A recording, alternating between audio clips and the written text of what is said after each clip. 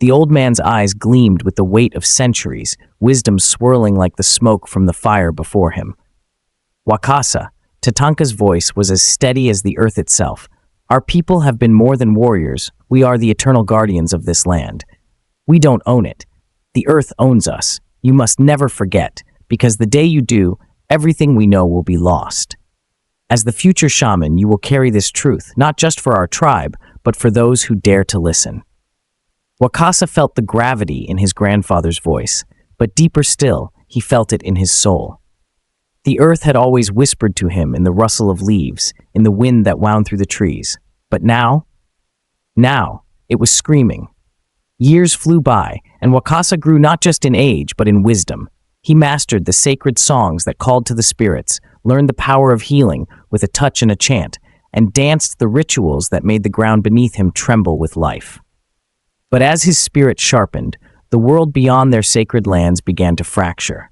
Change was coming fast and brutal. Would Wakasa's ancient power be enough to shield his people from a world that seemed hell-bent on tearing itself apart? The clock was ticking, and for the first time, even the earth felt fragile beneath his feet. As settlers from distant lands began to infiltrate their territory, they brought with them a thirst for dominance and exploitation. The Lakota had heard of their ways, but the real threat didn't fully materialize until one fateful day. News swept through the camp like a cold wind. A group of settlers had begun cutting down Makaseka, the sacred forest near the tribe's hunting grounds. This was no ordinary forest. It was believed to be the dwelling place of the earth spirits. Its trees were their guardians, its soil their sanctuary. The destruction of Makaseka would be more than an ecological disaster. It would shatter the tribe's spiritual foundation. Wakasa, now a revered leader, felt the weight of the moment pressed down on him like never before. He couldn't allow this desecration to continue. Gathering his most trusted warriors and the wise elders of the tribe, he set off toward the forest with a fire burning in his heart. As they drew near, the harsh, rhythmic clanging of axes and saws invaded their senses, each blow a violent rupture in the heartbeat of the earth. The cries of displaced animals echoed in the distance, a tragic symphony of loss. Every step they took brought them closer to a nightmare Wakasa had hoped he'd never face. Upon reaching the settlers, Wakasa stood tall, his gaze unwavering, his voice steady, yet carrying the force of a storm held at bay. "This land is sacred," he began, his words cutting through the cacophony of destruction. "Not only to our people, but to the earth itself. You are not just felling trees, you are severing the lifeblood of this world."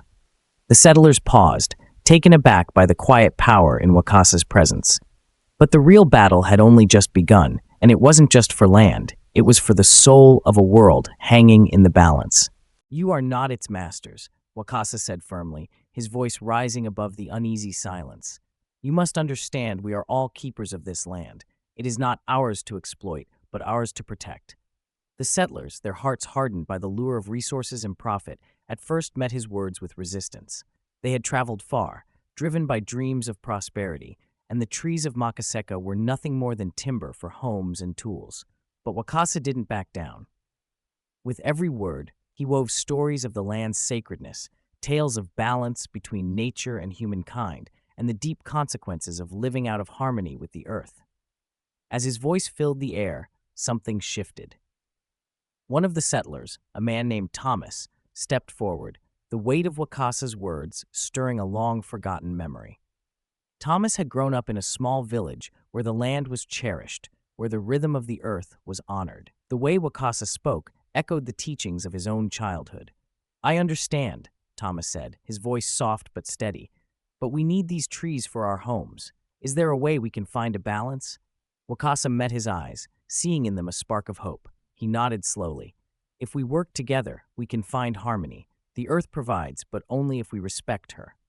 Moved by Wakasa's calm wisdom and the unshakable sincerity in his gaze, Thomas turned to the other settlers. The clamor of axes and saws ceased as the settlers looked to one another, weighing the words they had heard. Slowly, the desire for destruction ebbed. They agreed to halt their assault on the sacred forest and seek a more sustainable way to live with the land, rather than against it. In that moment, a fragile peace was born, one built on understanding, respect, and a shared hope for a future where both peoples and the earth could thrive together. Over the years, the two groups formed a lasting partnership, one built on mutual respect and a shared goal to protect the land. They learned from one another, blending the settlers' need for resources with the Lakota's deep-rooted reverence for the earth. Together, they pioneered ways to sustain their livelihoods without destroying the environment that sustained them. Word of Wakasa's wisdom spread far beyond their borders. Other tribes and settlers, once locked in conflict, began to hear stories of the young shaman who preached a powerful truth. They were all keepers, not masters, of the earth.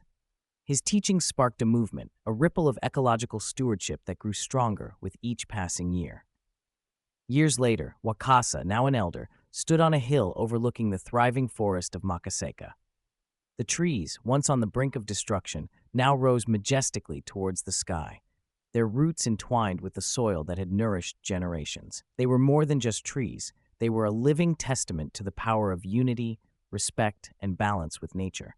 As the wind rustled through the leaves, Wakasa thought of his grandfather, Tatanka, and the wisdom passed down through the ages.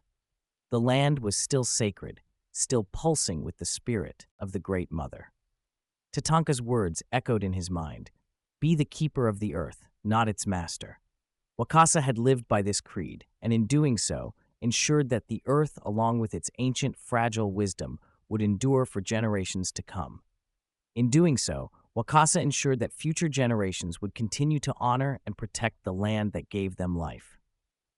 The legacy of the Lakota Sioux and their profound connection to the earth lived on, a timeless reminder that true wisdom lies in harmony, respect, and the deep understanding that we are all interconnected, all part of the great web of life. And so, the story of the Lakota Sioux's bond with the earth endured an enduring lesson for all who would listen. Thank you for watching and listening.